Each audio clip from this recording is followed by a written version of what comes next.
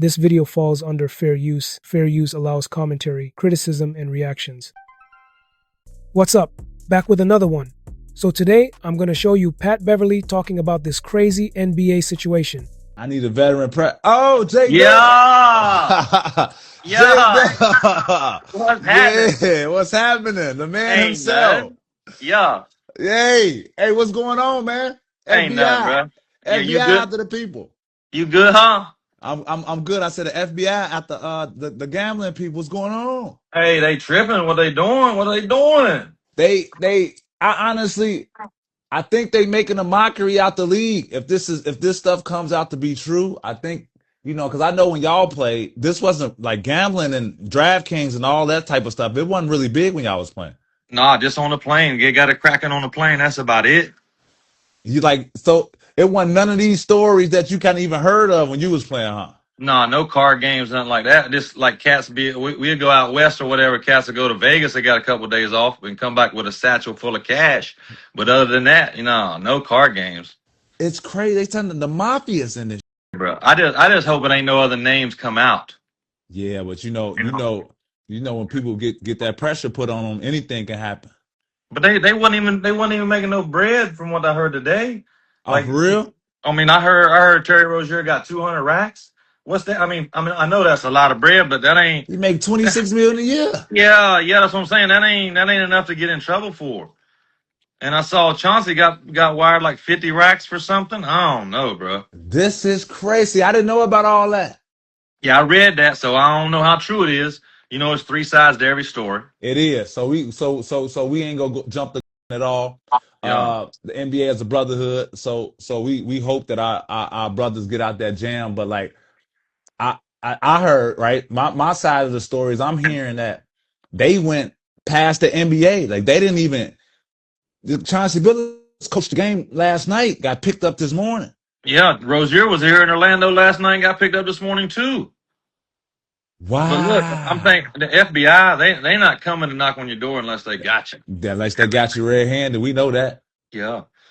Yeah, I hope they wrong on this one though. And they say to coach the Nostra family. I thought that shit was just in the movies. This whole world going to shit, dog. Man, this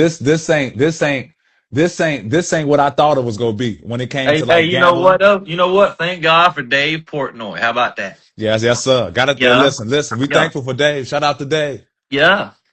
Shout out to Dave. I think the integrity of the league is gonna be challenged, though.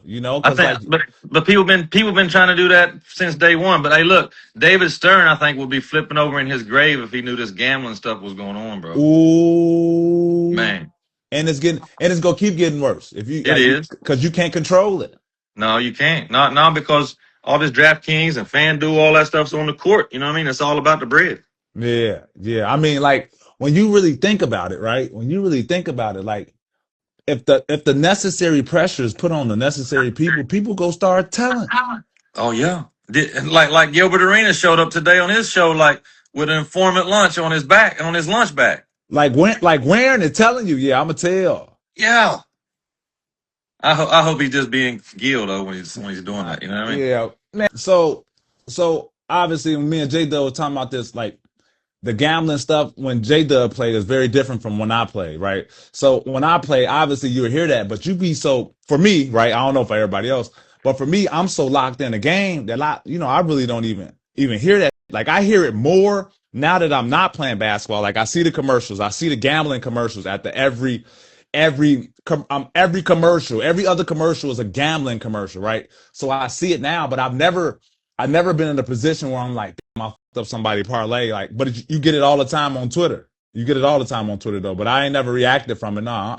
But for me, I'm so locked in the craft, like I wouldn't even think about gambling. Like I wouldn't even think about like approaching gambling or having a family member or a friend, hey man, bet for me because man, such and such ain't playing. Like I would never even think, I would never want to disrespect the game like that. You know what I'm saying? What's that? Let me just jump in real quick, man.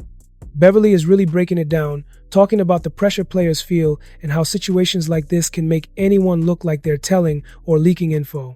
I'm noticing how careful he is not to throw anyone under the bus, but he's also making it clear that when the FBI or league gets involved, even an innocent player can get a stain on their reputation.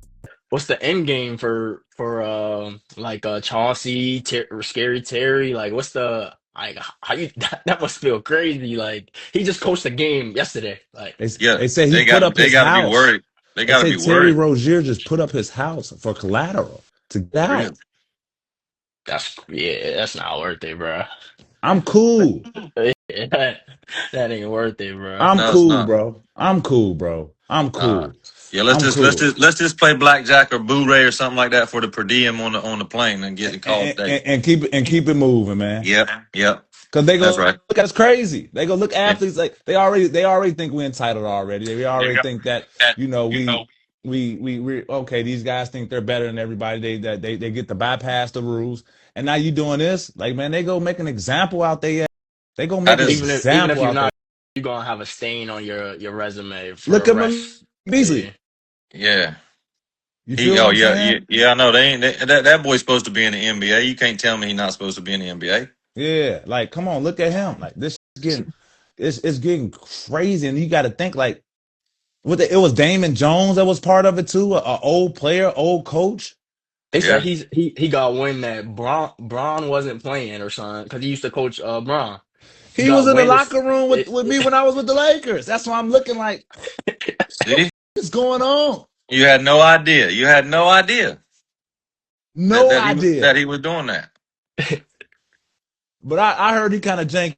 Anyway, I heard some stories about him and his gambling habits. I heard Damon through a grapevine, some guys on the Cleveland Cavaliers, Damon Jones. I heard he owed people a whole bunch. So that ain't good. That don't surprise me. But you got to think before a game, I'm getting ready for a game. I look left, I see him in locker room, kitchen. Wow. Yeah, that's crazy. Whole time he probably walking through looking like this. Might be mic'd up. Right. Right. The locker room supposed to be like off limits. Like that's where it's supposed to go down. You know what I mean? That's where you can be you. Yeah, it's different. It's Man, different. I hope all that's a lie. I hope it's a lie. Yeah. What's up? So here's the deal with the recent arrests and Pat Beverly talking about it. First off, he's not outright calling anyone a snitch, but he's pointing out how the pressure of situations like this can make players reveal more than they might normally want to. Beverly talks about Gilbert Arenas showing up on his show looking like he's openly carrying an informant vibe, and he even says, "Yeah, I'm gonna tell," which makes people wonder if he's actually spilling details about the situation.